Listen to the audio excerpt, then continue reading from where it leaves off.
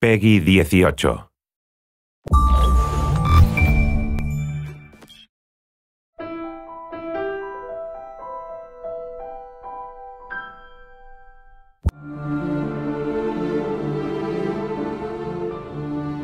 Assassin's Creed is really about history and credible world. We're playing with a history that is, without trying to spoil things, extends back, anywhere from 80 to 100,000 years from today and extends as far into the future as, we have time to make games. Two specifics about Assassin's Creed. The first one, it's a huge universe spanning across many different mediums with many different characters, events, locations.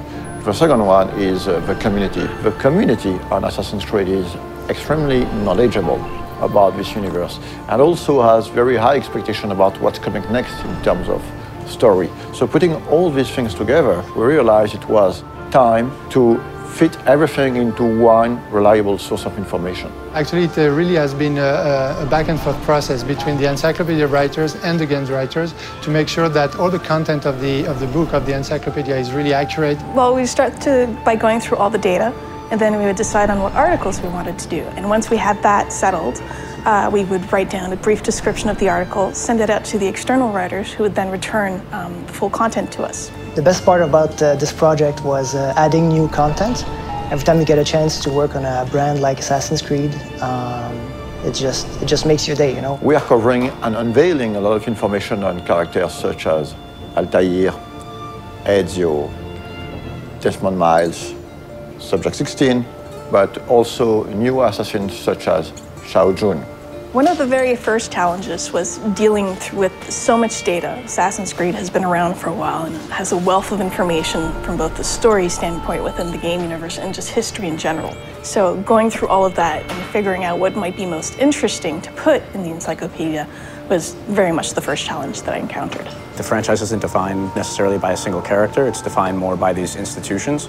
So we have the option of moving in and out of different historical periods, different geographical locations, different individual important events throughout human history. And so we have a wide variety of options, a lot of different material that we can mine for ideas and stories. Imagine this project as a huge puzzle with thousands of different pieces involving a lot of different people. We have tools to track all the narrative threads that we're creating. So we have database, we have Bibles, we have some visual guidelines. So my main role is to make sure everything fits together.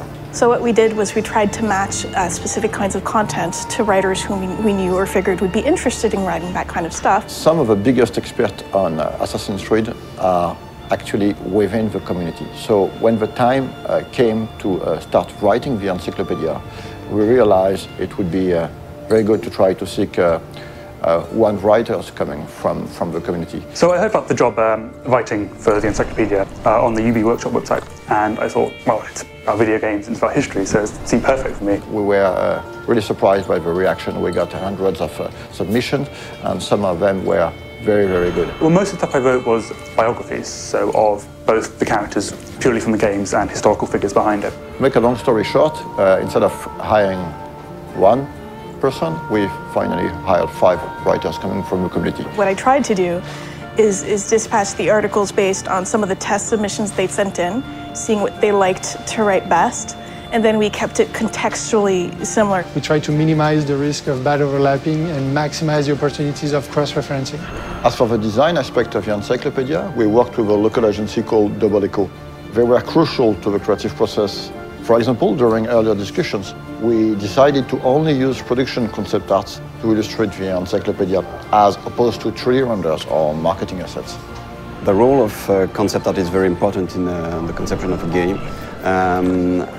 During the early stage of conception, we work on very high-level concepts, so it's about silhouette, a mood, skylines of the city, treatment for the characters, colors.